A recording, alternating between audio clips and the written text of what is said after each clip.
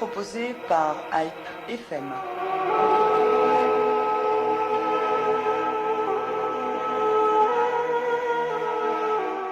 Bonjour, le conflit turco-kurde prend de l'ampleur surtout depuis l'été dernier. Suite à la victoire du parti pro-kurde HDP aux élections législatives, Recep Tayyip Erdogan a décidé de mettre fin à cette montée en puissance dans la sphère politique et pourquoi pas sociale des Kurdes et des partisans des libertés et égalités dans le pays. L'été 2015 a été sanglant dans l'Est anatolien. Couvre-feu, assauts, attaques par l'aviation et les chars, par l'armée et la police ont causé environ 1500 morts depuis, sans compter les blessés et les déplacés. Quelle est la situation réelle dans le sud-est anatolien aujourd'hui? Essayons d'aller au plus près du terrain et de la réalité pour saisir l'ampleur du conflit armé entre l'armée turque et les résistants kurdes. Face aux défis changeants d'une Turquie parfois insaisissable dans ses logiques, quelle est finalement la stratégie d'Erdogan et quelle est celle du PKK?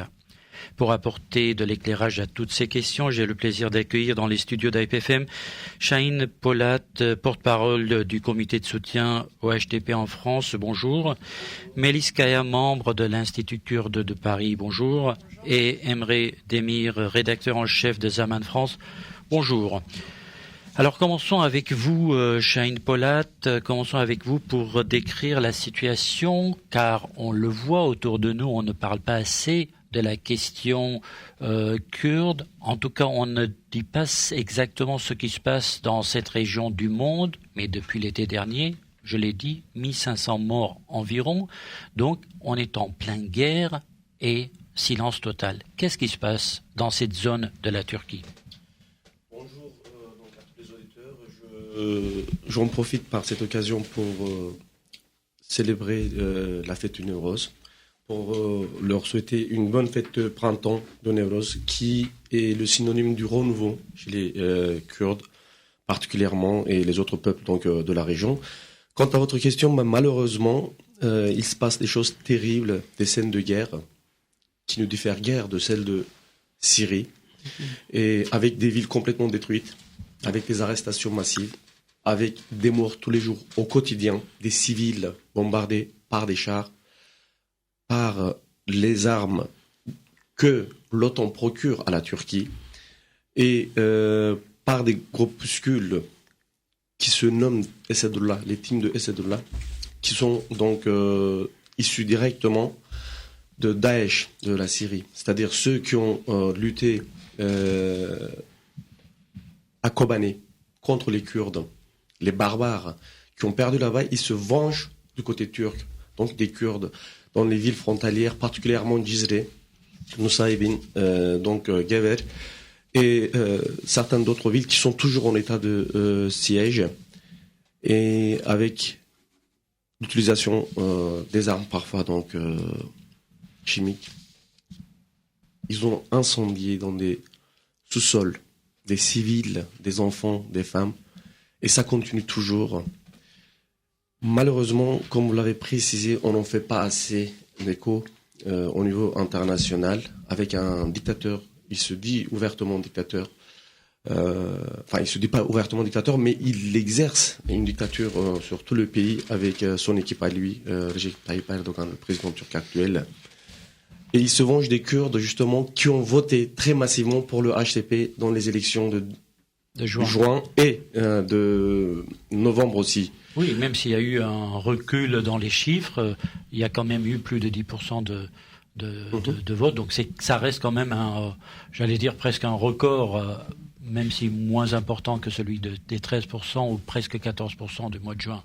Mais justement, en fait, ce qui est paradoxal, c'est les villes qui ont été attaquées par l'armée turque actuellement, ce sont les villes où le HDP a progressé lors des élections du novembre aussi, comme à Cizre par exemple.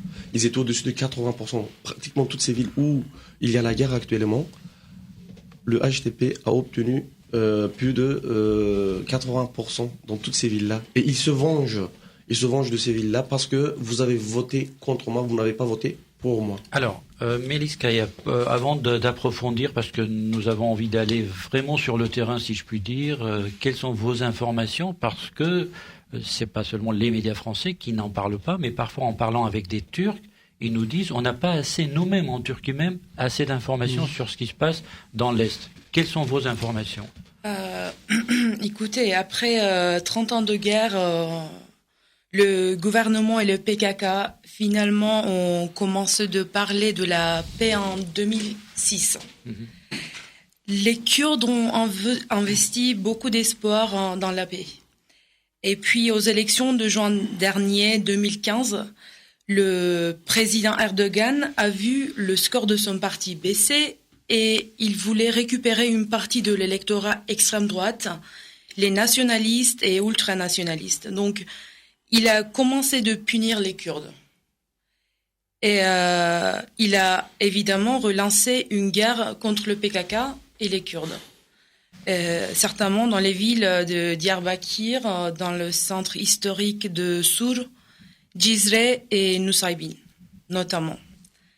Et les Kurdes souffrent beaucoup depuis cette date, depuis les élections de juin 2015. Et voilà, peut-être c'est un sommaire pour la situation. Une introduction à la... C'est ça, oui.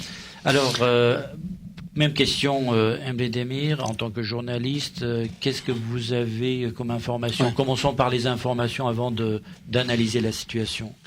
Oui, par exemple en Turquie, évidemment, la situation est très grave. Et en Turquie, on compare très souvent, pour contextualiser, la situation avec les années 90, les années noires, où il y avait une guerre féroce entre le PKK et l'armée turque. Évidemment, aujourd'hui, la situation est plus grave que les années 90. Il y a une guerre urbaine, ça n'était jamais le cas dans les années 90, c'était toujours dans des zones ruraux, dans des montagnes. Aujourd'hui, la guerre est à Ankara, à Kızılay, et à Diyarbakır, à Sur. Et la situation est plus grave, évidemment. Et le souci avec l'information, c'est qu'il y a un problème de deux côtés. Par exemple, il y a plus des observateurs. Il y en a, mais très très peu, des observateurs indépendants qui surveillent la situation. Il y a les Kurdes qui nous informent. Par exemple, on parle des armes chimiques. Ce sont quand même des allégations très très importantes. Mais on n'a pas vraiment le moyen de vérifier parce que le gouvernement a bloqué toutes sortes d'accès à l'information. Pour les journalistes, c'est vraiment très difficile d'accéder. Il y a en fait dans deux côtés des informations qui viennent, mais il n'y a pas vraiment un moyen de vérifier tout ce qui se passe. Le gouvernement refuse systématiquement toutes sortes de demandes d'accès. Et ça nous met en difficulté en fait. On ne comprend pas vraiment ce qui se passe. Probablement dans quelques années, on va en parler de toutes ces histoires, tout ce qui s'est passé à Sour, tout ce qui s'est passé à Cizre, mais ce sera déjà trop tard. On sait pas vraiment. On a quand même quelques informations. Il y a des villes où il n'y a plus personne dans ces régions. On voit des reportages où il n'y a que des militants du PKK et quelques familles qui sont aussi armées et il n'y a plus personne et ils attendent que l'armée passe à l'attaque. Donc ils sont dans une sorte de résistance. Vous l'avez dit, ça n'est plus dans les montagnes, c'est dans les villes. Ça a changé de forme. Donc tout ça, on a quelques informations, des bribes d'informations. Bien sûr. Et ce qui se passe actuellement, par exemple, pour comparer toujours avec il y a 20 ans, la question kurde pour la Turquie, pour Ankara, c'est une question nationale, c'est une question qui concerne que la Turquie. Aujourd'hui, la question kurde, c'est une question régionale. En Syrie, les Kurdes, ils ont créé un État autonome en Syrie. C'est un territoire plus grand que Liban. Donc c'est un succès énorme pour les Kurdes. Et évidemment, il y aura des conséquences en Turquie. En Irak, pareil, Barzani veut organiser un référendum pour l'indépendance. Donc il y a vraiment un printemps kurde, on parle dans les régions, et les Kurdes, ils ont émergé comme des acteurs indispensables pour les régions, une force séculaire, etc. Donc, en plus, ils se trouvent dans des zones où il y a du pétrole. Ouais, ça joue aussi. Des gaz aussi. Mais ce que je veux dire, donc la question kurde ne concerne plus Ankara. Et c'est une question beaucoup plus grande. Pour les Kurdes aussi, les aspirations ont changé. Et le problème actuel, comme vous l'avez dit, Mélis l'a dit, Erdogan a décidé de mener une guerre contre le PKK, mais aussi contre le peuple kurde. Et évidemment, c'était un changement de stratégie crucial pour Erdogan. Il avait besoin de faire ça, mais il faut voir aussi que le PKK a répondu à cette invitation. Le PKK a décidé aussi il y avait différentes forces au sein du combat politique kurde, il faut le voir. Par exemple, il y a HDP, où il y a des Demirtas, et qui défend plus une résistance démocratique au Parlement, civil, etc. Il y a aussi le côté militaire qui défend une résistance extrémiste et militariste. Et c'est eux, actuellement, aujourd'hui, qui ont gagné un peu ce combat à Demirtas, et on n'entend plus. Il a été très populaire chez les Turcs aussi. On n'entend plus actuellement parce que ce sont des figures comme Bailly qui mènent actuellement la guerre. Donc, ils ont aussi répondu à cette invitation.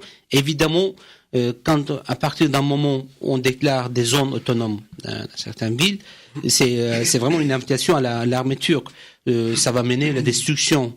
Mais c'est une stratégie, ça a été réfléchi, et ils ont décidé de mener cette guerre. Peut-être ils ont raison, peut-être qu'ils n'ont pas, mais le résultat est catastrophe. La responsabilité, certes, la plus grande responsabilité appartient à Erdogan, au gouvernement turc, mais il faut dire aussi que la responsabilité aujourd'hui est partagée. Alors d'où la discussion sur les différentes stratégies à la fois de l'État turc, du gouvernement et du PKK. Mais il y a une question très importante qu'on doit se poser, Chahine Polat, c'est les accords quand même. Donc Melis Kaya l'a signalé depuis plus d'une dizaine d'années, même avec Öcalan qui est en prison, il semblait y avoir une sorte d'accord. Pourquoi finalement ça n'a pas marché ? Qu'est-ce qui a freiné ces accords ? Erdogan était bien parti, il a commencé à donner des libertés aux Kurdes. Les Kurdes ont commencé à s'habiller à se mettre des costumes, on va dire traditionnels, à parler le kurde, à avoir une radio kurde, à avoir des journaux en kurde, l'enseignement du kurde. Donc il y a eu une sorte d'ouverture. Qu'est-ce qui a changé ? Bon, avant de répondre directement à votre question, moi je voudrais revenir juste faire une remarque par rapport à ce qui vient d'être dit. En fait, il faut surtout pas faire l'erreur et l'amalgame de mettre dans le même sac ceux qui sont opprimés et ceux qui oppriment. C'est-à-dire qu'aujourd'hui, en prétextant l'existence du PKK ou d'autres organismes armés au sein des Kurdes, le fait de dire que oui, ils ont répondu à l'invitation ou que voilà, on n'entend plus les Kurdes, non, au contraire. Le HDP, les organisations civiles kurdes, depuis le début, s'efforcent de manière vraiment très concrète, sur le terrain aussi, et avec la plus grande et bonne volonté de se faire entendre et dire non à la guerre. La seule chose, le slogan que nous avons défendu, le HDP a défendu à l'époque, c'était avant toute autre chose, la paix. Le programme commençait par juste une seule demande, la paix avant toute autre chose.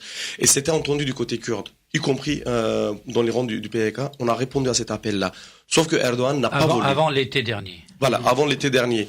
Sauf que à partir du 8 juin, de facto, tout s'est arrêté. Parce que Erdogan avait un projet. Il voulait devenir le président, changer le régime, faire un régime présidentiel. Et ensuite, donc, quand il n'a pas eu le résultat escompté, parce que justement, avec à votre réponse à votre question, c'est-à-dire que à partir du moment où il a donné, comme vous avez dit, certaines libertés, mais alors que ce sont juste des droits acquis et qui rentrent dans les critères de Copenhague, Erdogan il était obligé, l'État turc était obligé de les accorder, et ce ne sont pas des progrès énormes, vu le prix payé. Avoir l'indépendance à la presse de s'exprimer en kurde, d'écrire en kurde. Bon, de facto, c'était fait depuis 1991 à l'époque de Turgut Özal. Et Erdogan a instrumentalisé ces acquis-là, disant que c'est lui qui les a donnés. Or, non, ce sont des droits acquis au prix d'une très grande lutte passée. Et en se faisant, et s'alliant avec donc, quelques groupuscules, quelques seigneurs religieux, des criminels de guerre, il faut le dire ouvertement, comme les Kurucu, les protecteurs de villages dans la région kurde, il a voulu avoir le nombre de députés qui lui était nécessaire pour changer la Constitution. Or, le 8 juin, il s'est réveillé avec une très grande défaite. Il a perdu la majorité. Il n'a pas pu former un gouvernement. Et en créant le trouble. Disons que voilà, dans les autres troubles, on cherche forcément à amarrer à un endroit sûr son bateau. Donc il a poussé la population dans son ensemble en les terrorisant. Ouvertement, il faut le nommer. C'est un terrorisme qu'il a exercé sur l'ensemble de la population. Les députés, à commencer par notre président Demirtas, on demande la levée de l'immunité de ces députés-là parce qu'ils ont soutenu le terrorisme. Et ce qui est très paradoxal, justement, jamais ni Demirtas, ni les autres députés pour lesquels on demande la levée d'immunité, là, donc ils sont à l'Assemblée nationale, c'est pratiquement imminent, on va les juger. De nouveau, ils seront arrêtés et mis en prison. On a tenté de le tuer, d'atteindre à sa vie. Et donc, pourquoi tout ça pour dire que non, vous avez défendu le terrorisme. On va revenir à la question que je posais tout à l'heure, mais puisque vous avez ouvert une parenthèse, vous avez parlé des libertés, de la levée de l'immunité pour ces députés. Pour vous, donc Emre Demir, en tant que rédacteur en chef de Zaman France, votre journal est complètement arrêté aujourd'hui, si je puis dire. Même si vous nous le disiez avant d'entrer en studio, vous êtes passé de 600 000 lecteurs abonnés à 2000 lecteurs en quelques jours. Qu'est-ce qui s'est passé? Pourquoi cet acharnement contre ce journal? Évidemment, par exemple, on parle de la question kurde. La question kurde est avant tout une question démocratique. En fait. C'est un problème de fond. Il y a un problème de démocratie, de culture démocratique en Turquie. Et ces dernières années, et surtout ces derniers 4 mois, a été une catastrophe pour les médias en Turquie, pour la presse, pour la liberté de la presse en Turquie. Il y avait toujours ces problèmes. Mais par exemple, pour donner quelques chiffres, 17 chaînes de télé ont été retirées du satellite, y compris par exemple Imece TV, c'était une chaîne pro-kurde. En 4 mois, plus de 2000 journalistes ont perdu leur travail. Il y a plus de 400 journalistes qui sont jugés actuellement pour le motif d'insulte au président. Et il y a 1800 en total avec des citoyennes. Donc, il y a une stratégie de guerre totale aussi contre la presse. Et on parle, oui, évidemment, comme Chahine a dit, il y a une guerre totale dans la région kurde, en Turquie, mais aussi il y a une guerre. On ne peut plus parler de pression, des intimidations ou des dérapages. C'est une guerre réfléchie, c'est une stratégie bien travaillée et il avance un par un. Et il a éliminé aujourd'hui Zaman. Zaman, c'était un journal qui était considéré il y a quelques années proche de l'AKP. Évidemment, c'est un journal qui a un lectorat, qui a une audience, surtout en Anatolie, conservateur, pratiquant, etc., et qui a été fondé par les journalistes proches du mouvement Gülen, du mouvement Hizmet. Et donc, le lectorat de Zaman présentait un enjeu très important pour l'AKP, parce que quelqu'un qui lit Zaman, dans sa famille, il y a au moins 3 ou 4 personnes qui votent pour l'AKP. Donc, ça dérange forcément la base électorale de l'AKP. Et c'est pour ça qu'il voulait, en fait, réduire au silence. Et par contre, nous ne sommes pas seuls. En 4 mars, notre journal a été il y a eu des perquisitions. Il a été littéralement confisqué. Ils ont pris le contrôle avec des polices, des gaz lacrymogènes. C'est le parquet qui a décidé qu'il devait y avoir des perquisitions. C'est la raison pour laquelle Davutoglu, il dit, c'est pas une question, on n'interfère pas dans ces questions, c'est la justice. C'est pas la justice, ce sont des cours qu'on appelle les juges de paix, qui a été créés il y a à peu près 2 ans par Erdogan. C'est lui qui a même dit, on a fait un nouveau projet pour combattre contre le mouvement Gülen ou des autres, etc., pour combattre les terroristes, etc. Donc ce sont des juges qui sont extrêmement loyaux à Erdogan, qui n'hésitent pas à afficher cette loyauté envers Erdogan dans leur page Facebook, etc. Les juges sont absolument partiels. Les décisions délivrées par ces juges sont à la limite ridicules. Par exemple, Zaman est accusé de soutenir le PKK. C'était le motif officiel. Alors que, les différences idéologiques sont absolument claires. L'organisation terroriste Fethullah Gülen aussi. Oui, aussi. Particulièrement. Ça, c'est l'organisation terroriste Fethullah, etc. Donc, les motifs sont ridicules. Et le but, c'était quoi? Pour résumer le but, c'est en espace de 24 heures, ils ont changé la ligne éditoriale. Zaman, un journal d'opposition avec le plus gros tirage, est devenu un journal pro-Erdogan en espace d'un jour. Etc. Ils ont changé, ils ont supprimé toute l'archive, 9 millions d'articles. ont été supprimés. Plus de comptes mail, plus d'archives, le site est disparu, le compte des réseaux sociaux ont disparu. Donc Zaman a été réduit en silence. Mais nous ne sommes pas la première. Il y a eu d'autres. Il y aura des autres. Il y aura des autres journaux qui vont... Aujourd'hui, il reste très très peu de journaux ou de chaînes de télé qui peut faire encore, qui peut travailler indépendamment. Alors, Melis Kaya, on va le dire, vous venez du monde non pas politique mais des arts et vous êtes représentante de l'Institut Kurde de Paris. Et revenons à la question des Kurdes. Vous l'avez dit tout à l'heure, il y a eu un semblant de commencement d'accord entre les Kurdes et l'État turc. Au sein du PKK, tout le monde n'était pas d'accord avec les décisions d'Öcalan, parce que lui, en prison, il prenait des décisions, etc., etc. Mais finalement, il y avait cet espoir d'un changement. Alors, on sait, la question syrienne, les Kurdes de Syrie, les Kurdes d'Irak, tout ça, ça a eu une influence. Mais qu'est-ce qui a fait que ces accords n'ont pas abouti avant même, j'allais dire, que le conflit syrien prenne cette ampleur? Qu'est-ce qui a dérangé ceux qui étaient en faveur d'une paix entre les Kurdes et les Turcs?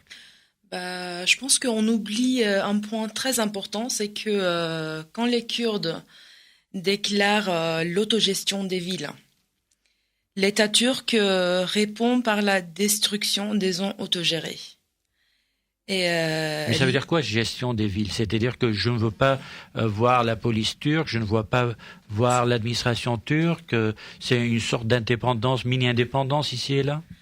Non, en fait, ça veut dire sous l'État turc, je veux mon propre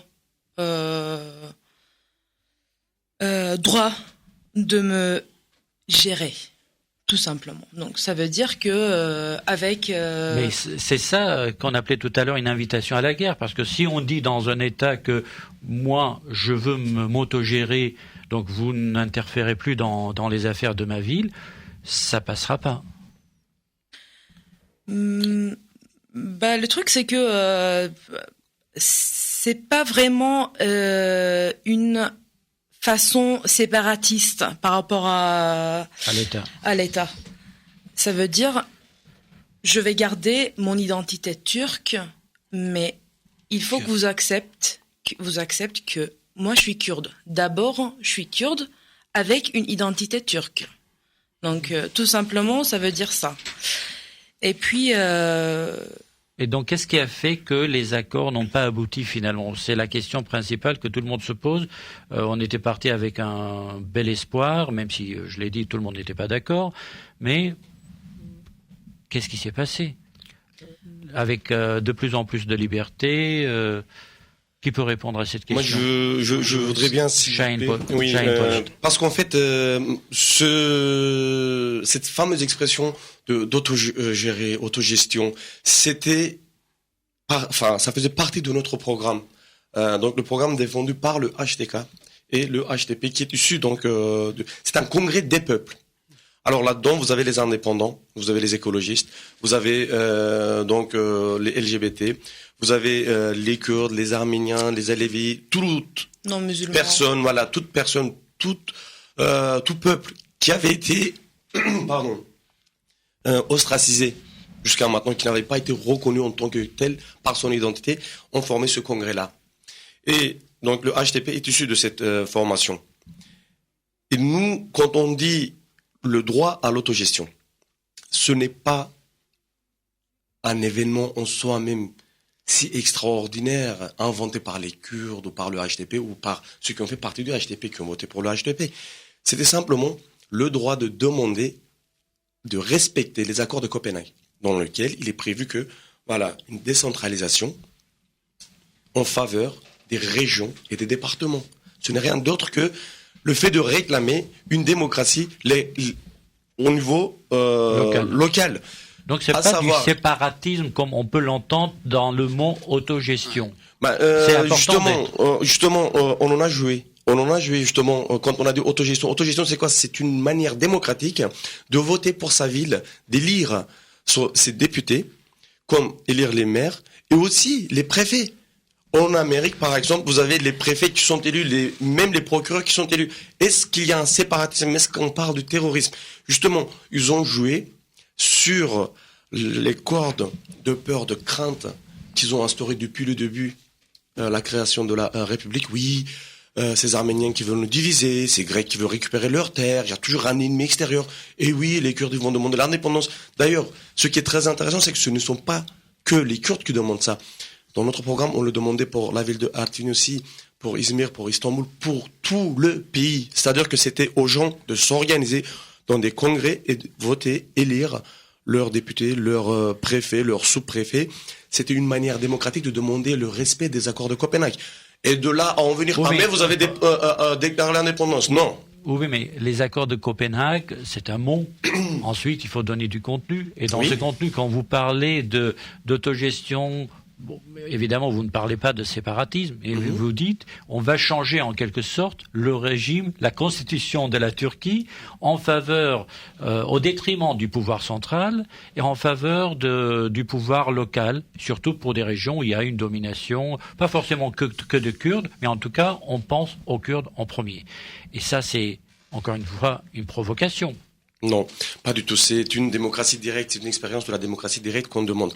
Et l'exemple, justement, qui faisait très peur, jusqu'à maintenant, on n'avait pas un tel exemple à citer, à part l'Union européenne et puis dans quelques autres pays très démocratiques au niveau mondial. Il y avait l'exemple de Rojava, la partie syrienne du Kurdistan, donc où, vous avez écouté, c'est très intéressant, les Tchétchènes qui luttent en Russie depuis des années pour avoir leur indépendance, dans la partie Rojava, donc, de la partie qu'on dit contrôlée par les Kurdes. Mais ce sont donc les peuples qui décident de leur propre sort. Ils ont leur propre congrès, leur propre assemblée, ils enseignent en leur langue maternelle et ils ont leur force d'autodéfense.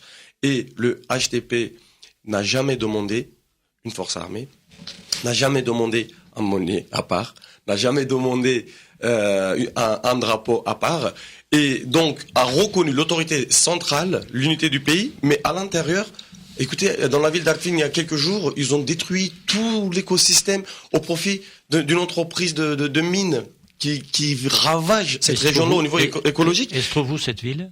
Elle se trouve dans le nord-est, à la frontière géorgienne de la Turquie, donc sur la mer Noire. Et c'était aux gens de décider. Nous, le programme qu'on a demandé, ce n'est pas à une entreprise ou à un bureaucrate d'Ankara de décider pour la ville d'Artvin, mais c'est plutôt donc aux Artvinis de dire ce qu'ils veulent en faire.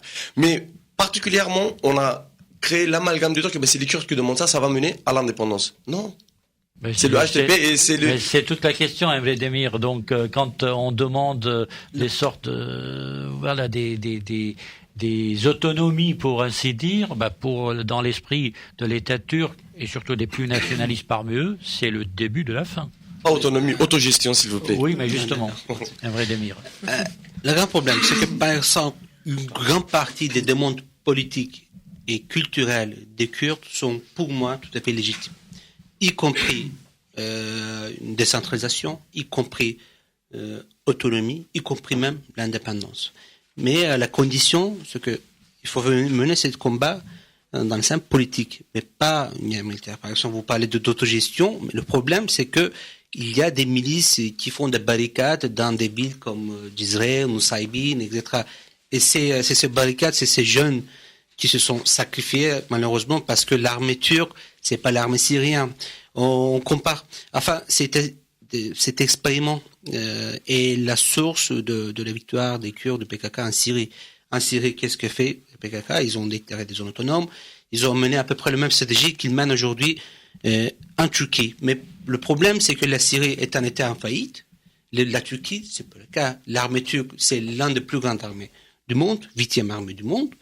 Et évidemment, quand vous déclarez une zone, une ville avec une autogestion, etc., avec ses propres juges, ses propres systèmes de taxation, et en mettant des barricades à l'entrée de ville, évidemment, c'est pas très très compréhensible pour l'autre partie de la population. Évidemment, ils ont des raisons pour faire ça, mais en fait, c'était une stratégie qui mène vraiment la cause kurde à l'échec. Il faut le dire, parce que non seulement les Turcs, une partie des Kurdes aussi, ceux qui votent même pour HDP, je pense qu'ils sont pas très contents de la situation. Il y a 500 000 Kurdes qui se sont déplacés à l'intérieur du pays, qui sont migrés vers des villes de l'Est.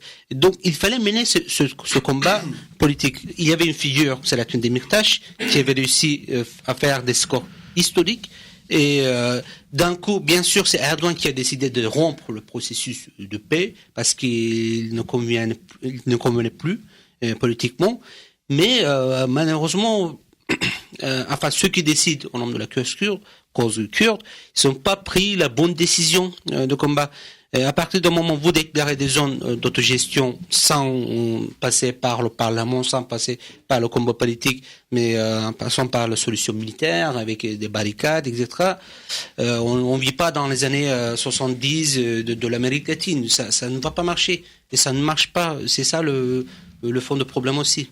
Alors, aujourd'hui, les chancelleries occidentales ne s'intéressent pas à la question, enfin, s'intéressent forcément à la question kurde dans le sens où c'est une question désormais majeure dans les questions liées concernant le Moyen-Orient, le Proche-Orient, parce qu'on voit que même les Russes, les Américains, il y a des soutiens aux Kurdes de l'autre côté, mais en tout cas, on a l'impression qu'en même temps, cet intérêt n'est pas visible des chancelleries. On ne parle pas même dans les négociations autour de la Syrie, on a réussi à faire écarter les Kurdes de la table des discussions. Alors, pourquoi les Occidentaux, on les voit pas beaucoup plus présents sur ce dossier, à la fois pour accuser l'État turc dans ses agissements, à la fois pour appeler à la raison le PKK par exemple, pour trouver une solution de paix. Melis Kaya. Avant ça, je veux juste revenir.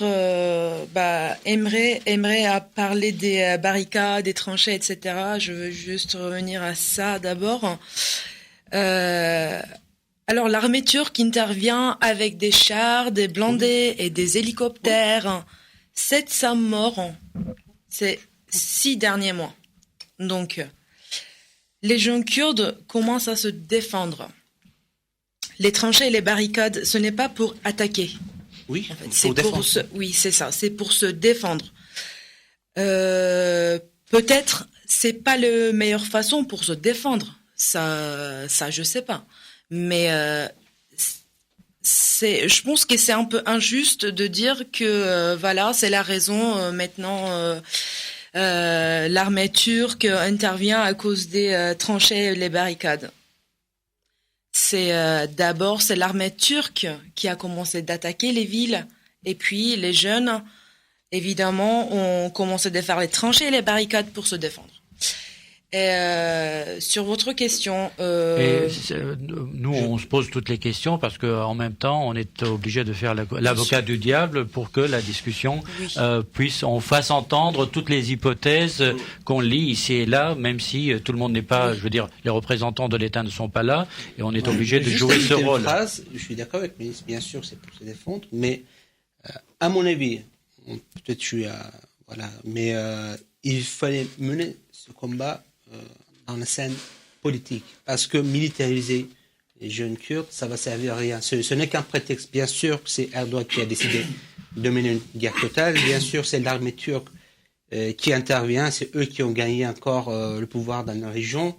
Mais cette défense, ça sert pratiquement à rien du point de vue militaire, et ça délégitime ou ça facilite le travail du pouvoir turc à place. Voilà, c'est ce que je voulais dire. Sinon, je ne dis pas que...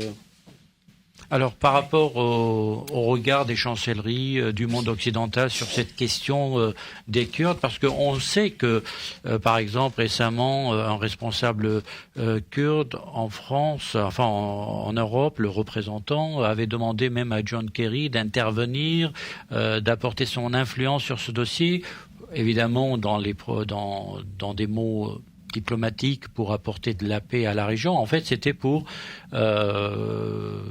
désamorcer la situation.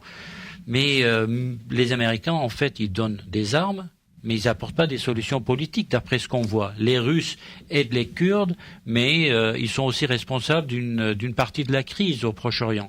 Comment le monde occidental, l'Europe, peut apporter quelque chose pour, finalement, il s'agit aussi de civils qui sont tués tous les jours, vous l'avez rappelé tout à l'heure. Comment s'en sortir? Donc, que peut faire l'Europe, par exemple? Je pense que les Occidentaux n'en parlent pas beaucoup parce que, tout simplement, ils ont besoin de Erdogan.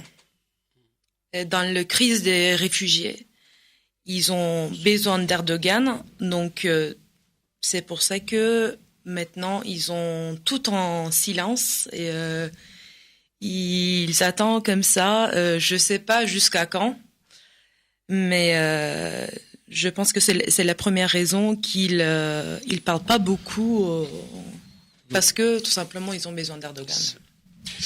Oui, en fait, moi je voudrais d'abord... Shine Polat. Oui, s'il vous plaît. Donc, je voudrais m'arrêter particulièrement... je vous remercie déjà, Mélissa, elle a souligné des deux points cruciaux, en fait, dans ce conflit-là. Donc, l'attitude des Européennes, c'est une prise d'otage par Erdogan, la Turquie, donc de toute l'Union européenne, parce que c'est très intéressant de savoir que toute la migration qui passait par le péninsule ibérique ou par l'Italie, c'est détourné, et y compris donc tous ceux qui passent par l'Afrique du Nord, qui passaient par l'Afrique du Nord, par la Libye, la Tunisie, passent maintenant par la Turquie. Et on se demande comment ça se fait, alors qu'il y a une zone de guerre. Deuxième chose, c'est l'existence d'une autre menace terroriste directement qui nous frappe au cœur de l'Europe, à Bruxelles, à Paris, Madrid, Londres, savoir Daesh, le terrorisme de Daesh. Erdogan, c'est un hasard du calendrier peut-être, mais quand donc les Kurdes brandissent leur drapeau devant la Commission européenne à Bruxelles, alors ils commencent à hurler, à crier « Oui, vous autorisez les terroristes », alors que c'est une association légale qui avait demandé donc à faire une manifestation à Bruxelles. Comment les drapeaux kurdes peuvent être autorisés en plein cœur de... Voilà, c'est pas à lui de décider pour l'Europe déjà. Pardon. Mais quand le terrorisme vous frappera en plein cœur, à Bruxelles, vous comprendrez ce qu'est le terrorisme. Voilà les mots qu'il a utilisés 2 jours avant les explosions de Bruxelles. Et ensuite, donc, il y a les explosions de Bruxelles. Toutes ces personnes qui ont commis des attentats en Europe, ils sont tous passés par la Turquie pour être formés dans les rangs de Daesh, côté turc ou syrienne. Et tout en sachant cela, la question que moi je me pose, les chancelleries européennes, à commencer par le socialiste Laurent Fabius, qui était au ministère des Affaires étrangères à ce moment-là, j'aurais bien voulu le rencontrer. On a demandé, Selahattin Demirtas était venu ici, il a demandé à le rencontrer, il a refusé de le voir. On allait poser juste une seule question. Comment osez-vous regarder dans les yeux des familles des victimes de Bataclan quand vous acceptez d'admettre les terroristes comme Al-Nusra et la compagnie que vous mettez sous la bannière de l'opposition syrienne, ce sont des organisations à proprement parler, islamistes et terroristes, ceux qui décapitent, qui sont main dans la main avec Daesh et Erdogan, vous les avez admis à la table de pourparlers à Genève, alors que les Kurdes, le PYT, et là justement, Emre, je ne suis pas d'accord avec les termes que tu utilises, parce que ça crée une banalisation linguistique au niveau du langage, et ça facilite les amalgames ensuite. En Syrie, c'est pas le PKK qui mène la lutte, c'est le PYT, c'est le PYT, ouais. Voilà, et YPJ, Oui. l'armée des femmes, qui ont combattu contre Daesh. Ces terroristes qui sont en train de massacrer en Europe aussi. On les a connus avant tout le monde, on les a combattus. Mais nous, les peuples de ces régions-là, de cette région, donc à commencer par les Kurdes, les Turcs, les Arméniens, parce qu'on oublie très souvent que il y a des Assyro-Chaldéens qui sont là-bas, qui sont en train de défendre leur rang, qui sont en train de lutter contre le terrorisme de Daesh. Les Arméniens, les Yézidis, les Turkmènes, les Kurdes, etc. Parce que c'est le jardin des peuples. C'était l'Éden décrit dans la Bible, quand même, cette région-là. Et on les a massacrés et créé un amalgame immédiat parce que le PKK est sur la liste des organisations terroristes. D'ailleurs, on se pose la question, comment ça se fait qu'ils y sont encore. En créant des amalgames entre le PYT et le PKK, on essaie de pousser les autres occidentaux à mettre le PYT sur la liste des organisations terroristes aussi. Or, ça sera une erreur fatale. C'est la seule force avec les femmes, avec les personnes civiles qui sont là en train de défendre leur territoire, leur vie, à proprement parler. On ne peut pas les mettre sur des listes terroristes. Et en passant par des raccourcis, oui, le PKK de Syrie, non. C'est le PYT là-bas. C'est ce qu'Erdogan essaie de faire comprendre, parce que lui, il cite dans les mêmes phrases, Daesh, PYT, PKK. C'est une stratégie travaillée, on est contre ça. Et autre chose, c'est que quand on dit oui, les Kurdes, je suis désolé, mais en fait, on n'a pas à décider pour les Kurdes. Vous pouvez ne pas être d'accord avec ce que les Kurdes font, mais c'est aux Kurdes quand même. Dans ce cas-là, vous savez, je vais vous dire quelque chose, c'est cette question d'autogestion. Ces personnes-là, Mélissa, elle a dit, hein, ces jeunes-là sont indépendants quand même du PKK. C'était des jeunes qui se sont organisés pour défendre leur vie chez eux. On oublie très souvent ça. Et le fait de dire que oui, ils ont choisi la lutte armée. Non, ils n'ont pas choisi la lutte armée, monsieur. Nous, on demande encore la paix. À ce jour, dans les rangs kurdes, tout le monde, sans exception, y compris les organisations armées, demandent les pourparlers et retour à la table. Qui est-ce qui le refuse? Qui est-ce qui ramène? Qui utilise les membres de Daesh côté turc? Moi, je vais vous citer dans des villes comme Hatay, Antep, Erzincan, Adiyaman. Urfa. Voilà. Toutes ces villes sont pratiquement sous contrôle de Daesh maintenant. Et vous avez des millions. Voilà. Il y a des millions de personnes, des réfugiés syriens, bien sûr. Il faut les accueillir. Mais on oublie très vite que des barbares, des hordes de barbares venus de partout du monde sont en train de s'installer dans ces régions-là et de manière durable. Et c'est eux qui sont en train de massacrer les gens. Et le fait de dire que oui, Erdogan il a fait ça, non, il a déclaré une guerre contre la population civile. Et ça, on l'oublie. À commencer par des académiciens, les journalistes, les écologistes, toute personne qui n'a pas voté pour lui, qui n'est pas d'accord avec lui. De facto, lui-même, vous vous en rendez compte? Il a dit le système présidentiel, parce qu'on n'est pas étranger même en Occident, hein, on a fait l'expérience.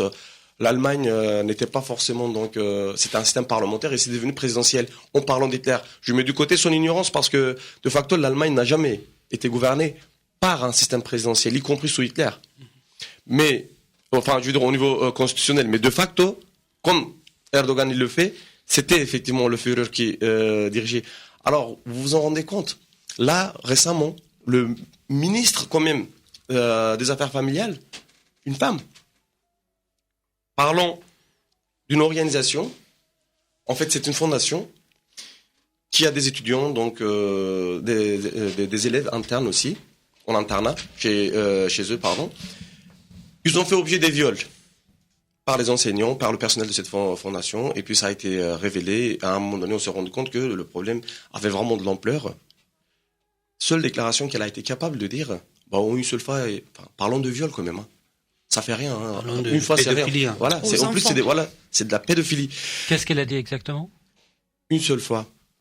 Quand ça n'est arrivé qu'une seule fois, c'est rien. D'accord. Seule déclaration qu'elle a été capable de faire.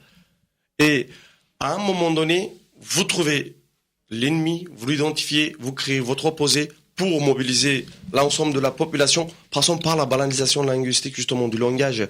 Oui, le terroriste, il a défendu l'autogestion, l'indépendance, etc., etc. Dans ce cas-là, vous savez, en France, et puis les barricades, vous savez, en France, il y en a eu, hein. En 68, les barricades sont célèbres. On n'a jamais massacré les habitants de quartiers latins, à ma connaissance. Les barricades ne sont que les symboles d'une démocratie, d'une lutte pour la démocratie. Dans ce cas-là, il faut arrêter Madame Royal, parce que Madame Royal gère le budget de sa région. Gérer le budget de sa région. C'est pas pour autant qu'on a dit oui, Ségolène Royal demande l'indépendance de la Gironde. Non. Alors, arrêtons de créer des amalgames, s'il vous plaît. Je veux inviter nos auditeurs à nous appeler s'ils le désirent pour poser des questions à nos invités au 01 43 53 20 74 dès qu'ils le souhaiteront. Et nous poursuivons cette émission avec vous, Emre Demir, pour comprendre aussi, évidemment, je l'ai dit et je le redis, on fait aussi l'avocat du diable durant cette émission parce qu'il faut apporter toutes les analyses. Alors, on a parlé un peu du pourquoi, peut-être des erreurs d'une stratégie du PKK à vouloir radicaliser le mouvement à un moment donné, même si, ça a été dit, la faute incombe au pouvoir parce que c'est Erdogan qui a lancé l'attaque. Mais à l'intérieur du pouvoir turc, pour comprendre un peu quand même les différents groupuscules. Dans le passé, on parlait du mouvement Gülen. Aujourd'hui, il y a plus, ce mouvement n'a plus d'existence réelle puisque il est combattu par l'allié d'hier qui est Erdogan, et c'est grâce à Fethullah Gülen que, à un moment donné, Erdogan est arrivé au pouvoir quand même.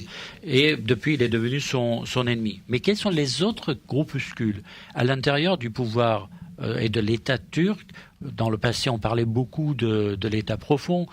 Qu'en est-il aujourd'hui pour comprendre un peu les mécanismes à la fois psychologiques, idéologiques et pragmatiques de qui veut quoi dans cet État turc qui a vu cette menace naître avec l'avancée du HDP au mois de juin dernier? Enfin, tout est vraiment lié. Il y a, à mon avis,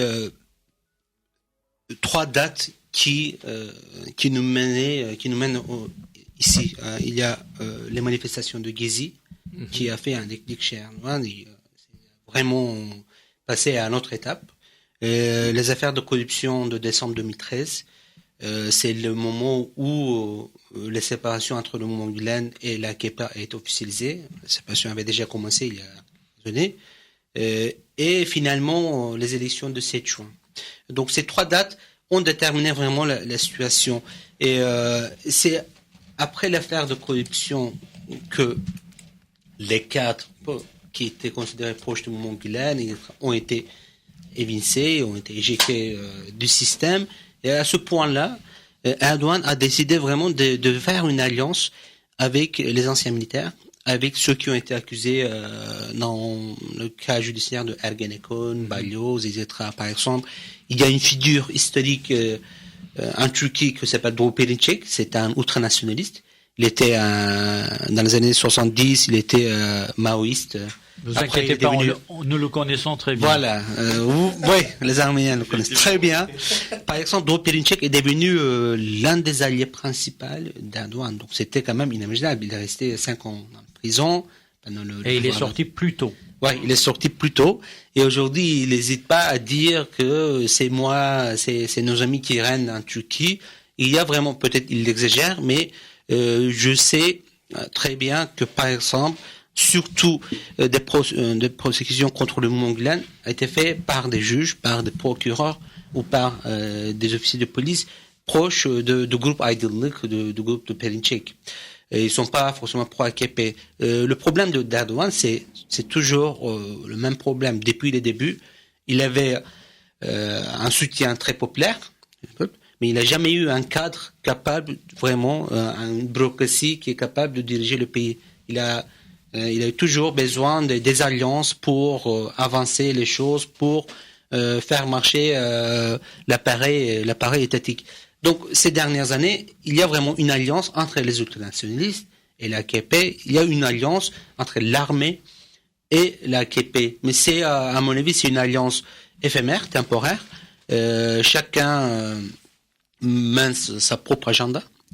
Par exemple, c'est de plus en plus, on voit des signes que c'est l'armée qui reprend quand même la question kurde. Avant, c'était l'armée turque. Erdogan avait réussi de reprendre ce sujet à mener la négociation de paix. Ces derniers mois, on voit que c'est vraiment l'armée turque qui décide vraiment, surtout dans nos régions. Et donc il y a cette alliance. Quand on parle de l'armée turque, c'est plus l'armée d'hier, c'est les armes. Les généraux ont changé quand même. Je veux dire, les alliés d'Erdogan sont beaucoup plus ancrés dans le système de l'armée que ceux d'hier. Oui, je veux dire, il y a un contrôle sur l'armée. Je suis sceptique. Non, je pense pas. L'armée n'a jamais fait une autre critique. Cette tradition de coup d'État, cette tradition d'intervention politique, etc., ça existe toujours. Je pense, j'ai jamais entendu l'armée ou des généraux qui disaient que oui, on a fait des erreurs, etc. Donc, ce sont toujours les mêmes généraux. L'AKP n'a jamais réussi à infiltrer à l'armée turque. L'armée turque garde quand même ses propres, voilà. Mais il y a eu quand même quelques nominations et on a dit que c'était sous l'influence aussi de l'AKP. Vous le savez très bien, l'armée turque est une grande organisation. Quelques généraux ne vont pas changer. Ils ont actuellement dans une sorte de négociation. Il y a des compréhensions tacites, mais ça peut changer en fait. Il faut le dire. L'armée turque n'est pas sous le contrôle de l'AKP. C'est peut-être la seule institution qui n'est pas sous le contrôle de l'AKP. Alors, Melis Kaya, tout à l'heure, le disait, Erdogan, pour attirer l'extrême droite nationaliste turque, avait besoin de montrer que on peut frapper les Kurdes pour récupérer cet électorat. Il ne s'agit pas que d'électorat, parce qu'une fois que les élections sont passées, il faut quand même qu'il y ait une assise dans la population pour que toutes les interventions, l'arrêt du journal Zaman, les attaques sur les zones turques, etc., soient aussi admises par sa population, même entre deux périodes électorales. Est-ce qu'on peut dire aujourd'hui que cette extrême droite turque, qui était un peu éloignée au début, il y a 10 ans, de l'AKP, aujourd'hui, elle fait main dans la main, font partie du même jeu? Le problème de l'extrême droite, si on parle de MHP, vraiment, c'est qu'il y a un problème de leadership. Il y a un leader qui s'appelle Bachili, qui ne représente plus rien. Et à partir d'un moment, Erdogan adopte la même stratégie, adopte le même discours des MHP, il gagne évidemment les voix. Enfin, ceux qui votent pour MHP n'hésitent pas à voter pour l'AKP. C'est la même base sociale, c'est la même base électorale. Ils étaient furieux contre Erdogan parce qu'il était à côté, il a fait un accord de paix avec le PKK, c'est tout, c'est le même base électorale. Et le peuple, l'électeur conservateur, l'électeur nationaliste, c'est à peu près le même groupe en fait. Il n'y a pas vraiment une grosse différence. Il y a ceux qu'on parle vraiment des ultranationalistes qui ont plus séculaire et qui ont plus dans l'idéologie fascisante, etc. Ceux qui votent pour MHP, ils ont tout simplement anti-Kurdes, anti-PKK. Ils n'ont pas vraiment des idées développées sur le nationalisme, etc. C'est les voix anti-Kurdes, c'est les voix anti-PKK qui alimentent l'AKP. Et aujourd'hui, je pense que soit en été, soit maximum jusqu'au mois de décembre, Erdogan va organiser un référendum constitutionnel pour changer le régime. Donc il a absolument besoin de ces voix. Ils essayent par exemple systématiquement de déstabiliser le parti nationaliste MHP en piquant par exemple le fils de Tuğrul Türkeş, le fils de Alparslan Türkeş, Tuğrul Türkeş, etc. Donc il y a vraiment un jeu politico-politicien autour de MHP et ça va encore durer parce qu'Erdogan a absolument besoin de voix nationalistes. Alors, Melis Kaya, est-ce qu'on peut espérer que, une fois le régime constitutionnel tel que Erdogan l'envisage établi, la question kurde va vivre un moment de répit, de calme, et que finalement Erdogan aura reçu ce qu'il voudra et qu'on pourra repartir sur des négociations? En fait, les Kurdes disent que, tout simplement, si vous acceptez mes couleurs, j'accepte les vôtres. Si vous ne nous donnez pas nos droits, nous les prendrons. Et pour sortir de cette spirale dangereuse, nous demandons un vrai processus de paix, encore une fois, malgré tout. Et c'est la seule solution. Il faut que nous et eux, il faut qu'on travaille ensemble pour la paix parce que c'est le meilleur sortie pour la Turquie. Certes, mais pour y arriver, il faut que chaque parti regarde l'autre parti en disant que à vous de faire le premier pas. Et si, encore une fois, je fais l'avocat du diable, si l'État turc dit « mais vous dressez des barricades, vous faites des explosions à Ankara, vous faites de la résistance et vous vous déclarez ennemi de l'État turc », quelle négociation avec vous? Les Kurdes sont ouverts à tout, pour toutes les options. S'il y aura un paix, finalement, on est ouvert pour toutes les options. On est prêt pour s'asseoir autour d'une table avec tous les partis. Même avec les ultranationalistes, même avec les nationalistes, même avec les conservateurs. On est là, on est prêt, on veut la paix, mais maintenant, c'est eux. Donc... voilà, pour nous, de notre côté, c'est comme ça. On est prêt pour parler avec chacun. Mais si ils continuent de nous attaquer, Donc, bien sûr que les Kurdes doivent se défendre. Parce que vous pouvez pas rester comme ça. C'est plus l'époque de John Lennon. Hein. Peut-être la solution, ça passe aussi de se questionner. Les Turcs doivent se poser cette question. Pourquoi on ne fait pas attention, on ne s'indigne pas face à cette violence qui se passe à Sour, à Cizre. Les Turcs doivent se poser ces questions. Mais aussi, les Kurdes doivent aussi... Vous parlez de Cizre et de Sour, mais j'ai entendu parler d'une ville de Yüksekova, qui est complètement dans une situation extrêmement difficile où il y a plus de gens, la ville est vidée, il y a une mainmise totale de l'armée. Je veux dire, il y a des endroits comme ça où c'est devenu le désert. Et on n'en parle pas ici en France. Et probablement ça va continuer malheureusement. Et les Turcs vraiment sont en silence et ça me désole de voir ça. Mais aussi il faut voir quelque chose. Par exemple, c'était pas le cas avant. Peut-être on ne les voyait pas. Et quand il y a un kamikaze qui s'est explosé à Ankara, il y a eu un funérail à Van et il y avait 1000 personnes qui ont participé à la funéraille du kamikaze. C'était vraiment un choc aussi dans l'est de la Turquie. Et il faut se questionner de deux côtés. Il y a quelque chose qui nous... Qu'est-ce que vous voulez dire par là? Qu'est-ce qui est choquant? Le fait que 1000 personnes ont participé à la funéraille de kamikaze qui a tué 31 personnes. Donc, voilà. Il est considéré comme un héros. Oui, c'est un soutien. Exactement. Imaginez 1000 personnes participent à la funéraille de Kouachi. C'est pas le même contexte, mais voilà, c'est quand même. J'essaie pas ici. J'ai essayé de faire un peu l'aveugle du diable, mais j'essaie pas ici de faire partager la responsabilité égale. C'est pas légal. C'est pas égal en fait. C'est d'abord à l'État turc de se questionner, bien sûr. C'est d'abord au peuple turc de se questionner parce que c'est eux qui sont majoritaires. Mais malheureusement, la responsabilité est partagée. Aujourd'hui, cette guerre nous mène à la catastrophe. Il y aura depuis 30 ans, on fait une guerre, 30 000 morts, et sans arrêt, il y a un kamikaze qui explose à Ankara. Il y a 2 policiers tués par un PKK. Hop, on bombarde tout de suite Kandil. Ça nous mène à rien. Erdogan a dit hier, c'est choquant. Erdogan a dit que nous avons donné 300 martyrs, mais on l'a tué 10 fois plus. Comment on peut dire quelque chose pareil? On parle de la vie humaine. Donc cette guerre nous déshumanise aussi. Il faut se questionner. Il faut vraiment retourner à la voie politique.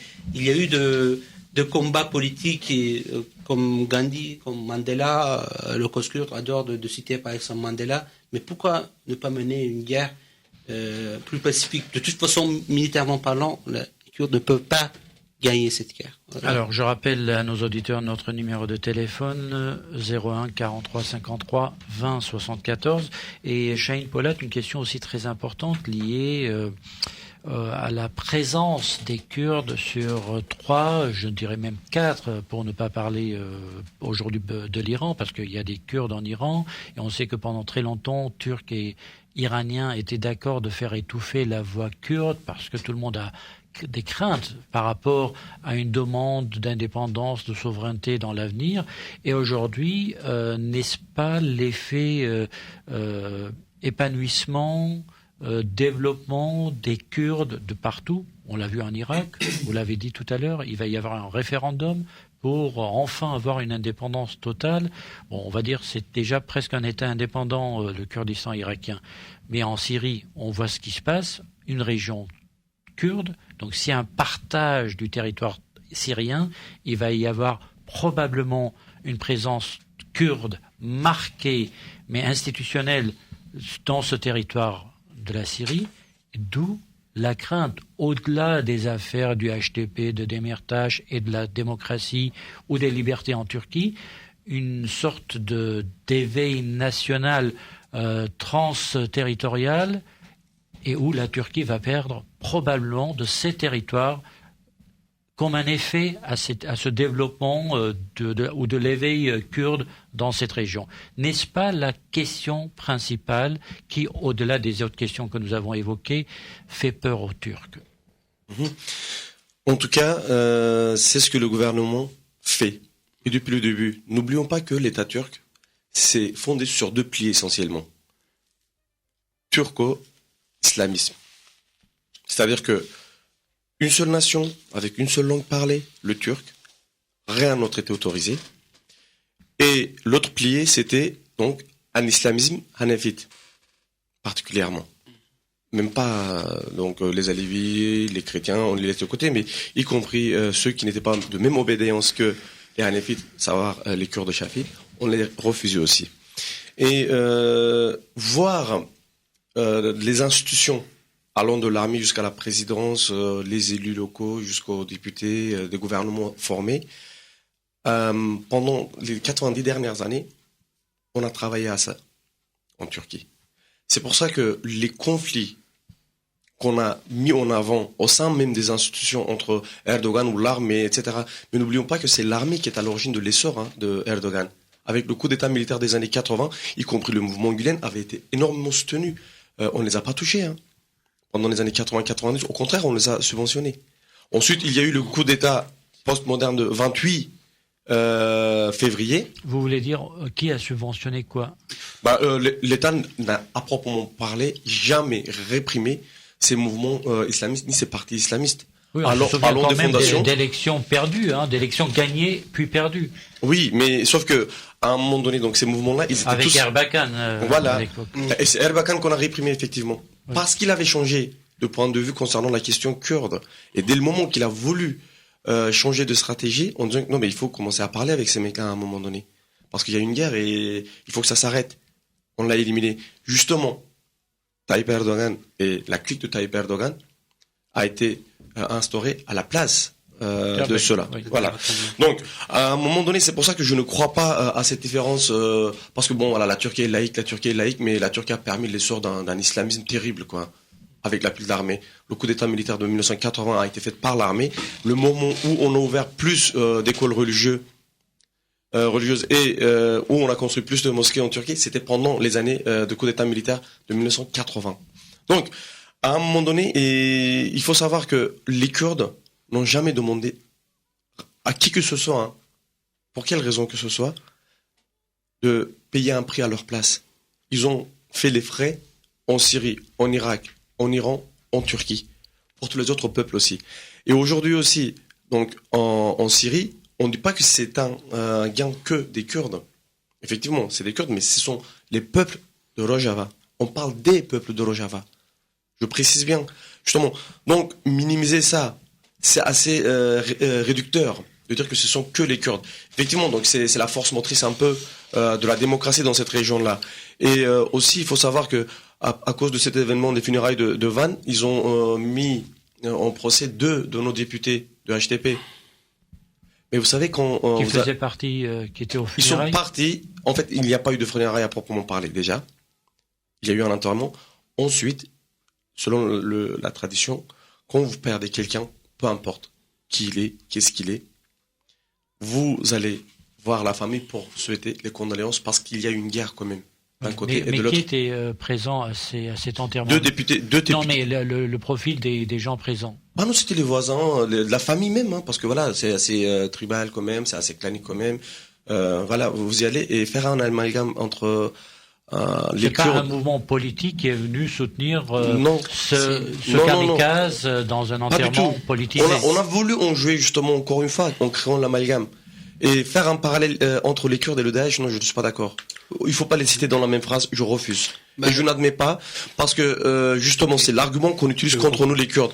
À savoir, nous, on n'a jamais explosé une bombe en plein cœur d'Europe. On n'a jamais été attaquer les territoires de qui que ce soit. Les Kurdes n'ont fait que défendre leurs droits innés, à savoir parler. Vous savez que dans aucune constitution, y compris dans les déclarations de droits de l'homme, on ne parle pas de certains droits parce que ce sont les droits naturels, à savoir parler sa langue maternelle par exemple. Ce n'est pas un droit qu'on accorde par un régime politique quelconque. C'est un droit naturel. On ne le remet pas en question, c'est comme la liberté. Donc, les Kurdes, on leur a ôté tout ça. Maintenant, c'est la force motrice de la démocratisation de cette région-là. Et ensuite, il faut savoir que les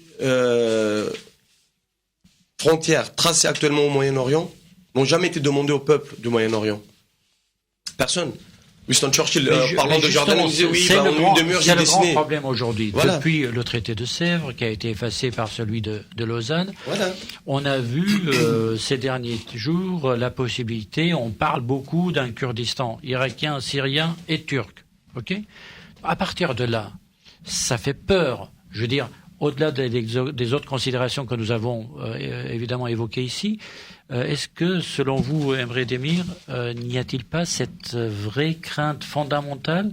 Vous l'avez dit tout à l'heure, Şahin Polat, l'État turc, c'est une seule langue, une seule ethnie, une seule terre. Alors qu'il se trouve que c'est pas une seule langue, il se trouve que c'est pas une seule ethnie et c'est pas une seule terre parce que, pardonnez-moi, même les Arméniens, nous savons de quoi il s'agit. La plus grande partie de nos territoires sont aujourd'hui dans l'actuelle Turquie. Donc, c'est pas une seule terre unique qui appartient aux Turcs. À partir de là, c'est trop compliqué d'accepter pour les Arméniens d'un côté, certes, mais pour les Kurdes qui sont très actifs aujourd'hui en Turquie, que ces droits peut-être arriveraient un jour à une souveraineté, à une indépendance. N'est-ce pas le vrai problème ?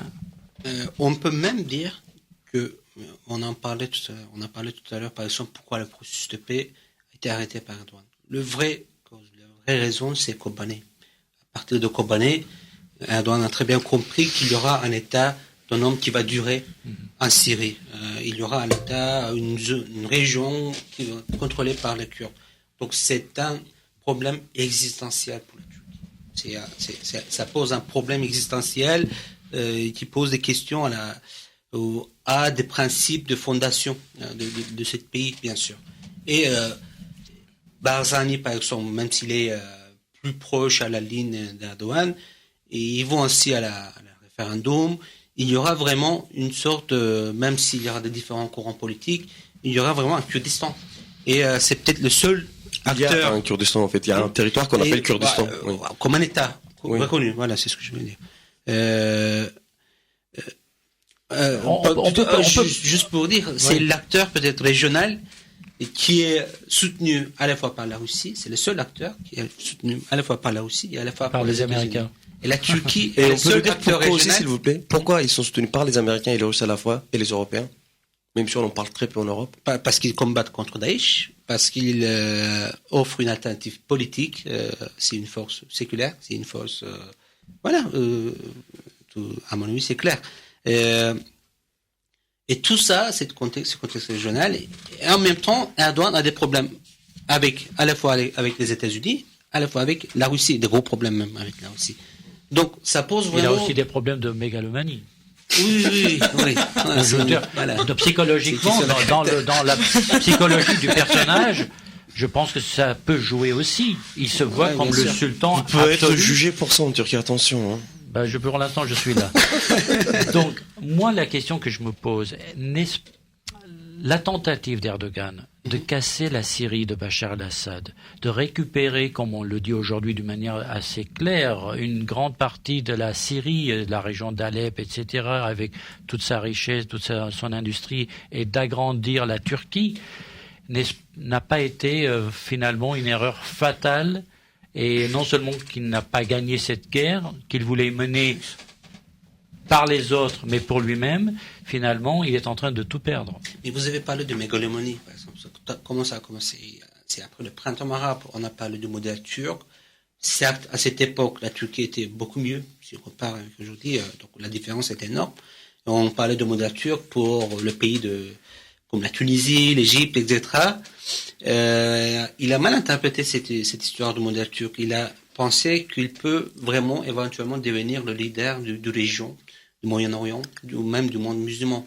Et il y a eu à sa côté, des gens qui disaient vraiment, qui faire croire que c'est possible pour la Turquie. Et tout a commencé par ça. Et le vrai déclic, c'était la Syrie, en fait. L'erreur, la Turquie n'était pas seule, hein. C'est la France aussi a mené les mêmes politiques. Les États-Unis aussi ont dit que ça va partir dans quelques semaines. Mais le vrai prix, c'est la Turquie qui a payé, parce que c'est le voisin, c'est pas le voisin des États-Unis ou de la France, c'est le voisin de la Turquie. Et la Syrie nous a mené à la catastrophe. Et cette histoire du modèle turc aussi a déclenché vraiment une vraie mégalomanie chez Erdogan. Et en fin de compte, on n'a plus des alliés dans la région. Et il n'y a que Barzani, par exemple, qui a vraiment des relations encore avec Erdogan. Et le reste de région, il n'y a plus d'ambassade ni en Israël, ni en Égypte, etc. Donc, plus de 6 pays, je pense, en région, on n'a plus des ambassadeurs. Et donc, c'est vraiment alors une que politique c'était la étrangère stratégie catastrophique. du zéro problème avec les voisins il y a quelques années. Ouais, voilà. C'est devenu zéro voisin avec problème. Alors, pour conclure, essayons de voir cette question. Mélis Kaya, selon vous, quelle est l'issue? Et puis, qu'est-ce que vous demandez, surtout en France, où vous êtes actif? J'entends l'Institut kurde de Paris. Les médias sont silencieux. L'opinion publique française n'en sait pas davantage sur les droits des Kurdes, la situation de cette zone. Que faire pour mettre la lumière un peu sur ces sujets? Peut-être Shahin, il le sait mieux que moi parce que il est plus actif que moi en politique. Mais alors je pense que aujourd'hui, maintenant, personne ne veut que les Kurdes en général, les Kurdes de Syrie en particulier, prennent du poids dans la région pour l'instant. Mais les Kurdes de Syrie ou les Kurdes de Turquie ne demandent pas l'indépendance ni le changement de frontières. On demande la paix, tout simplement. Et je pense que c'est une demande très, très innocente. Et c'est pas très difficile à gérer. Emre Demir, concluons avec vous, avec tous ces antagonistes, avec Daesh, avec le PKK, qui est quoi aujourd'hui? Quand même, dans votre journal, vous condamnez les actions du terrorisme. C'est la raison, je veux revenir aussi à la situation que vous vivez en tant que journal. Vous avez été accusé de soutenir le terrorisme du PKK. C'est bien clair. Hein? Oui, qu'en est-il de votre position par rapport à Daesh dans Zaman?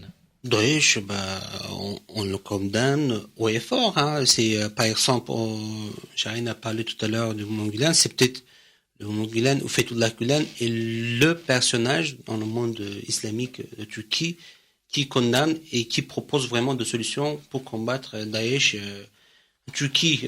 On est systématiquement ciblé dans des publications de Daesh. On utilise même le même langage d'Erdogan, l'État parallèle, l'organisation terroriste FETÖ, etc.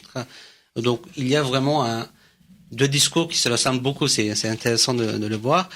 Et en tant que citoyen turc qui n'est pas pour Erdogan, il y en a des millions.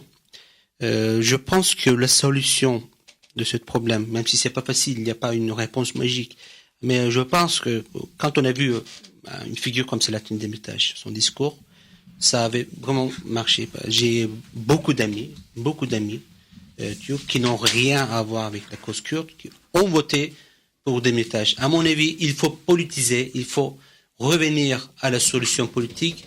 Par exemple, moi personnellement, je défends la liberté de l'éducation en kurde dans les écoles publiques. Je défends toutes sortes de demandes politiques des Kurdes en tant que Turc. Mais je condamne haut et fort la méthode employée par le PKK. Je dois le dire ça parce qu'il y a des millions de Turcs qui le condamnent aussi. Peut-être ils ont leur propre raison, mais d'un coup, des voix comme Demirtas ou des voix comme il y a plein de Kurdes qui défendent un combat pacifique et qui sont devenus inaudibles à Izmir, inaudibles à Istanbul, et ça va faciliter la diabolisation des Kurdes. Encore et encore, on a vécu ces histoires. Il faut l'arrêter à un moment. Il faut vraiment revenir à une solution, à chercher une solution politique. Le mot de la fin, Shahin Polat, pour conclure. C'est très difficile de parler aujourd'hui de solutions, mais quand même, on a toujours envie de voir ces histoires finir, et surtout avec une pensée pour les populations civiles aussi. On a parlé tout à l'heure j'avais le chiffre de 1500 victimes depuis l'été dernier. Je ne sais pas si c'est exact, mais en tout cas, c'est le chiffre qu'on voit ici et là. Donc, oui. Ah oui, en fait, L'histoire nous apprend beaucoup de choses, et surtout dans cette région-là. Vous savez, ce terme qu'on utilise depuis tout à l'heure, là, on parle, qui fait partie de notre programme, hein, le droit à l'autogestion de la ville par les citadins, par les habitants des villes. C'est pas un concept nouveau, on l'a pas inventé. Il faut regarder en fait dans les déclarations de Rymchak des Arméniens de l'Empire ottoman. Ils avaient demandé exactement la même chose. Parce que vous ne pouvez pas vivre sans la démocratie avec un seul État qui n'autorise que une seule langue, un seul drapeau, une seule couleur. Uniformisation n'est pas possible dans cette région-là. Ça a été une catastrophe. On sait comment ça a fini avec les Arméniens par un génocide. Sauf que les Kurdes, ça prend un peu plus la tête, c'est un peu plus compliqué parce qu'ils sont pas de 3 millions, on peut pas les éliminer facilement en fait. Ils sont quand même 40 millions, on oublie. Et du coup donc... 20 millions. Oui, côté turc, mais il y en a pas qu'en Turquie. Ouais. Donc on n'arrive pas, on sait pas que faire, on sait pas comment faire. Oui, c'est un peu casse-tête pour les Occidentaux, pour les puissances qui interviennent dans cette région-là aussi. Oui, qu'est-ce qu'il faut faire avec les Kurdes?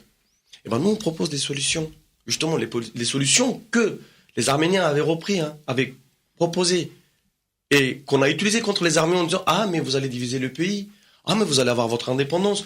Du coup donc vous allez être génocidés, et on s'en est servi comme prétexte de la Première Guerre mondiale, des stratégies militaires en disant mais vous avez soutenu les Russes, vous avez apporté des munitions, etc. Comme ne voyez-vous pas que c'est un peu la même logique que Erdogan est en train d'appliquer? Mais vous demandez l'autogestion, donc vous allez avoir l'indépendance. Mais vous avez érigé des barricades, donc voilà, c'est le mouvement armé. Et qu'est-ce qu'on fait? On a essayé de totalement déshumaniser cette région-là, pousser les civils à quitter leur ville. Sauf que les Kurdes, ils ont vécu cette expérience-là, et il y a eu l'expérience de Kobané. Et donc, ils n'ont pas quitté le Kurdistan. Ils sont tous restés dans les villages aux alentours de Cizre, Nusaybin, Nakkari, et ils vont pas partir. Et donc, cette diabolisation, nous, on n'a pas un problème entre nous, les peuples, les Arméniens, les Turcs, les Kurdes. Entre les peuples, ça s'entend. Mais ceux qui manipulent, comme Erdogan, c'est un problème de régime. Tant que ce régime-là ne se démocratise pas, tant que vous ne reconnaissez pas les droits à part entière de ces peuples-là, vous ne pouvez pas y arriver. Et dans la logique de spirale de la violence, effectivement, il ne faut jamais oublier que le PKK n'est qu'une conséquence de la violence étatique qui a duré pratiquement 100 ans, et voire même avant. Parce qu'il ne faut pas oublier qu'il y a eu 28 révoltes, enfin, entre guillemets révoltes, parce que c'était plus des résistances, kurdes qu'on a réprimées dans le sang. Donc, il y a eu une expérience comme les geôles de Diyarbakir dans laquelle les pires méthodes, les pires atrocités ont été appliquées à des détenus kurdes. À un moment donné, il n'y avait pas d'autre choix. Ils n'ont pas laissé d'autre choix aux Kurdes. Le Kurde était interdit, le Kurde n'était pas. Donc, il y a eu un problème existentiel pour les Kurdes. Donc, le PKK n'est qu'une conséquence de cette violence.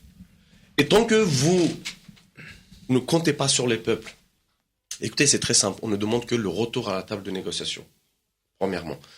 Deuxièmement, quand le peuple résiste, quand le peuple y croit, comme à Kobané, vous pouvez avoir les pires des barbares en face de vous, le peuple vaincra.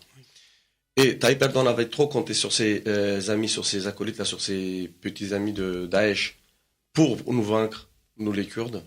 Il a perdu. Et les peuples de ces régions-là, les Arméniens, les Yézidis, les Turkmènes, les Arabes, les Kurdes ont réussi à vaincre cette logique-là. Ils le vaincront.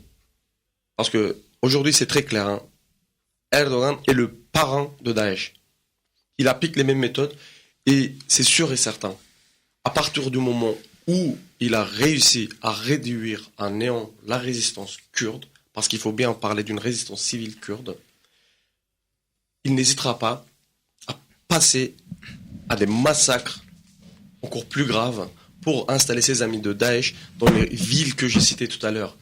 Et comme par hasard, quand vous regardez ces villes-là, vous savez, historiquement, ce sont les villes où il y avait quand même beaucoup d'Arméniens qu'on a génocidés. L'histoire, on a l'impression que se répète. Non, justement. Tant qu'on compte sur la fraternité des peuples, tant qu'on compte sur la bonne volonté des peuples, on vaincra. Cette résistance-là vaincra, et Tayyip Erdogan ne verra pas le 1er novembre. Il n'ira pas jusqu'au bout, parce que face à une telle résistance, le peuple turc aussi commence à donner de l'écho par les Merci. académiciens, par les intellectuels, les journalistes, et y compris la base qui commence à se poser la question en disant, parce qu'on ne le récite pas assez dans les médias, hein. Oui, mais pourquoi on meurt? Pourquoi on meurt, justement? Merci. Nous, on est en train de payer le prix pour la paix et l'avenir de cette région-là. Le HTP, premièrement, et le HTK en Europe aussi. Pardon, est-ce que je peux en profiter juste pour dire que HTK actuellement organise des conférences et des panels à Paris? Rapidement, je vous en prie. Voilà, merci. En fait, le HTK essaie de organiser des réunions publiques. Donc, on a commencé à faire d'abord en Île-de-France. Le 26, aujourd'hui, donc c'est dans la région, donc dans le département des Yvelines. On invite toute personne qui se dit démocrate, qui soutient donc les causes justes de la liberté et de la paix, à venir à participer. Donc ça sera au Muro aujourd'hui à 14h. 22 rue Pablo Picasso, et le lundi ça sera donc à Villiers-le-Bel, au centre culturel des élèves de Est-ce qu'il y a un Villiers-le-Bel. site où on peut suivre toutes ces Oui, actualités? allez sur la page HTP HTK de Facebook. HTP, HTK. Merci. Merci à vous, Chahine Polat. Je rappelle que vous êtes le porte-parole du mouvement de soutien au HTP en France. Merci, Melis Kaya. Merci vous à représentez vous. l'Institut kurde de Paris. Shnora Galem, Chad, merci. Et merci à vous, Emre Merci. Denir, rédacteur en chef du journal Zaman France. Et je dois, dans la série des annonces, vous dire que le comité de défense de la cause arménienne, le CDC, organise une table ronde sur la situation géopolitique en Turquie et le droit des minorités. Et c'est avec la participation de Garo Paylan, le membre du Parlement turc HTP, d'origine oui. arménienne, qui est membre du HTP, et Eyüp Doru, Oui. qui est représentant en Europe du De HTP, oui. Kaspar Karabedian, qui est président de la Fédération euro-arménienne, donc le comité de défense de la cause arménienne de Bruxelles, ou le bureau de la cause arménienne de Bruxelles, et Harut Mardirossian, le représentant du CDC à France. Donc c'est une table ronde qui sera animée par Guillaume Perrier et qui aura lieu le vendredi 8 avril à 20h à la salle Rossini. Donc c'est la mairie du 9e arrondissement de Paris, 6 rue Drouot. Donc l'entrée est libre, mais il faut s'inscrire, et l'adresse pour l'inscription c'est cdcafrance@gmail.com. Merci encore, merci à nos auditeurs qui nous ont suivis, et à la semaine prochaine. Merci. Au revoir. Au revoir.